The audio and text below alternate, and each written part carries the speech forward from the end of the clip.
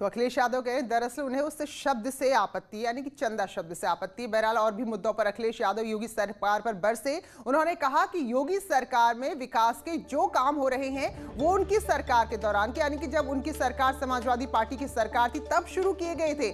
महंगाई के मुद्दे पर भी अखिलेश यादव ने सरकार को घेरते हुए कहा कि इस मसले पर सरकार चुप्पी साध कर बैठी है। मुख्यमंत्री जी बोलते हैं इनके डीएनए में विभाजन है। अगर डीएनए का फुल फॉर्म बता दें मुख्यमंत्री जी तो हम जान जाएंगे हाँ आखिरकार मुख्यमंत्री हैं वो। जो डीएनए में विभाजन बता रहे हैं, कम से कम बताएं कि डीएनए क्या है और धर्म के आधार पे क्या क्या बोलते हैं। उन बातों को मैं नहीं बोलना चाहता हूं। कहते हैं पहले बिजली नहीं आती थी क्योंकि चोरों को चांदनी रात अच्छी नहीं लगती है, चोर अंधेरे में ही डकैती डालता है। मैं मुख्यमंत्री जी से कहना चाहता हूं कि और प्रियंका गांधी जो पहुंची है किसानों की सभा में, सीधे आपको लिए चलते हैं। उसे देशद्रोही कहा, आतंकवादी कहा। प्रधानमंत्री जी ने पूरे सांसद के सामने उसका मजाक उड़ाया, उसे परिजीवी कहा, आंदोलन जीवी कहा। देखिए, इंसान की तरह देश का भी एक हृदय होता है। उस हृदय के धड़कने से देश जीवित होता है।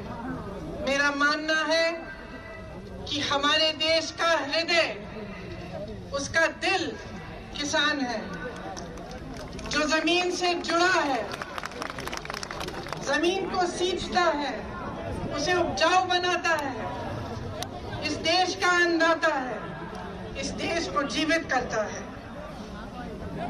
लेकिन आज जब चौधरी टिकैत जी के आंखों में आंसू आते हैं तो हमारे प्रधानमंत्री जी के होठों पर मुस्कुराहट आती है, उन्हें मजाक सूझता है। आज किसान के घरों से लूट हो रही है और प्रधानमंत्री जी के दो पूंजीपति मित्रों को पूरी छूट दी गई है। आपके सामने आकर प्रधानमंत्री जी ने बार बार हर चुनाव में ये वादा किया था कि गन्ने का भुगतान आपको दिया जाएगा। मैं आपसे पूछना चाहती हूँ, आपको मिला? उन्होंने कहा था आपकी आमदनी दुगनी होगी। मैं आपसे पूछना चाहती हूँ, दुगनी हुई? आपको मालूम होगा कि पूरे देश भर में गन्ने का भुगतान 15,000 करोड़ रुपए है। और आज मैं आपको बताना चाहती हूँ, शायद आपको ये नहीं मालूम होगा कि प्रधानमंत्री जी ने अपने लिए दुनिया में भ्रमण करने के लिए 2 हवाई जहाज खरीदे और उन 2 हवाई जहाजों की कीमत 16,000 करोड़ रुपए है। आपके गन्ने के भुगतान से ज्यादा उनके पास अपने 2 हवाई जहाजों को खरीदने के लिए पैसे हैं, लेकिन आपके देश भर के किसान के भुगतान के लिए पैसे नहीं है। ये स्थिति है आज देश की। आपसे वादा किया गया था कि 14 दिनों में भुगतान होगा, लेकिन आपने क्या देखा? पिछले 4 सालों में गन्ने का दाम नहीं बढ़ा। 16,000 करोड़ के 2 हवाई जहाज खरीदे गए। 20,000 करोड़ की स्कीम बन रही है कि जो संसद भवन है, जो देश की राजधानी इंडिया गेट है और उसके आसपास की जो इमारतें हैं, उनके सुंदरीकरण के लिए 20,000 करोड़ की स्कीम बन रही है। लेकिन आपके गन्ने के भुगतान के लिए 15,000 करोड़ उपलब्ध नहीं है। डीजल आपको 2018 में 60 रुपए में मिलता था, आज कहीं 80 रुपए, कहीं 90। डीएपी 1100 रुपए में मिलता था, आज 1200 रुपए का है। बिजली के बिल चले जा रहे हैं, गैस सिलेंडरों की कीमत बढ़ती चली जा रही है, मगर आपके गन्ने के दाम आपको नहीं मिल रहे हैं, वो वही का वही है। मैं कुछ दिनों पहले बिजनौर गई, कुछ किसानों ने मुझे पर्चियां दिखाई, शायद उसी दिन जो नया दाम है वो जारी किया गया था, उससे पहले की पर्चियां दिखाई, उस पे 000 लिखा था। आपको मालूम होगा कि भाजपा सरकार ने पिछले साल डीजल पे जो टैक्स लगाई उससे 3.5 लाख करोड़ रुपए कमाए।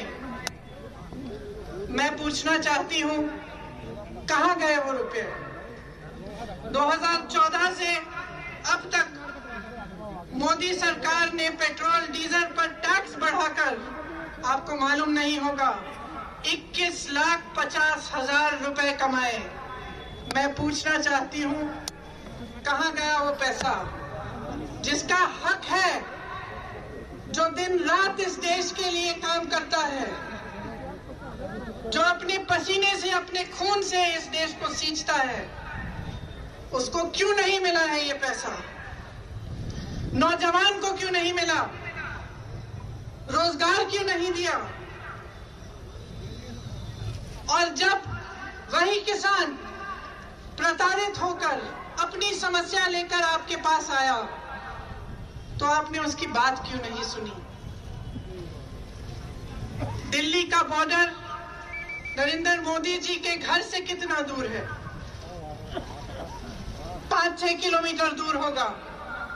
और वही प्रधानमंत्री जो अमेरिका जा सकते थे, पाकिस्तान जा सकते थे, चीन जा सकते थे, जिन्होंने पूरी दुनिया में भ्रमण किया, वो उन लाखों किसानों के पास नहीं जा पाए, उनके आंसू पहुंच नहीं पाए, उनकी बात नहीं सुन पाए।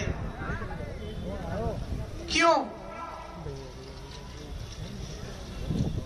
क्योंकि उनकी राजनीति सिर्फ अपने लिए है, अपने लिए और अपने खरबपति पूंजीपति मित्रों के लिए है। इसी समय जब पूरा देश तड़प रहा है, किसान तड़प रहा है, भुगतान नहीं हो रहा है, इसी साल में अगर आप देखेंगे कि इन 1-2 खरबपति मित्रों ने कितना पैसा कमाया तो आप चौंक जाएंगे। हजारों करोड़ कमाया है और आप सड़क पे बैठे हुए अपने हक के लिए संघर्ष कर रहे हैं, आंदोलन कर रहे हैं और कोई सुनने को तैयार नहीं है। जो 3 कानून इस सरकार ने निकाले हैं उनका सार तो आप जानते ही होंगे। पहला कानून कि प्राइवेट मंडियां लगेंगी और सरकारी मंडियों में जो टैक्स लिया जाता है वो प्राइवेट मंडियों में नहीं लिया जाएगा। इसका मतलब क्या है? इसका मतलब ये है कि आस्ते आस्ते सरकारी मंडियां बंद हो जाएंगी। और आप सब जानते हैं कि सरकारी मंडियों की खासियत ये है कि आपको न्यूनतम समर्थन मूल्य मिलता है, कि कोई भी कहीं से भी आकर आपको ये नहीं कह सकता कि आपको कम दाम पे आपसे खरीदेगा। प्राइवेट मंडियों के खुलने से और उनको मजबूत बनाने से क्या होगा? बड़े बड़े खरबपतियों की मनमानी होगी। जो दाम चाहते हैं वही देंगे, जब खरीदना चाहते हैं तभी खरीदेंगे, जब बेचना चाहते हैं तभी बेचेंगे। दूसरे कानून में लिखा है कि कॉन्ट्रैक्ट फार्मिंग होगी। कॉन्ट्रैक्ट फार्मिंग का क्या मतलब है? इसका मतलब है कि आपके गांव में, आपके जिले में आकर बड़े बड़े खरबपति आपके साथ एक सौदा कर सकते हैं कि देखिए आप 10 लोग हैं, आप हमारे लिए गन्ना उगाइए, जब गन्ना उग जाएगा हम आपको इसके लिए 500 रुपए देंगे। लेकिन जब आप उसको उगाएंगे तो अगर उस खरबपति का मन हो तो वो आपसे कह सकता है कि ना मैं आपको 500 रुपए दूंगा और ना मैं आपका गन्ना चाहता हूं। उसको कहने की अनुमति है, वो कुछ भी कर सकता है। क्यों? क्योंकि इस कानून के तहत आपकी कोई सुनवाई नहीं है। अगर आप अदालत में जाना चाहेंगे, उसकी शिकायत करना चाहेंगे, तो आप सिर्फ एसडीएम के पास जा सकते हैं और उनके ऊपर जो एक अधिकारी है उनके पास जा सकते हैं।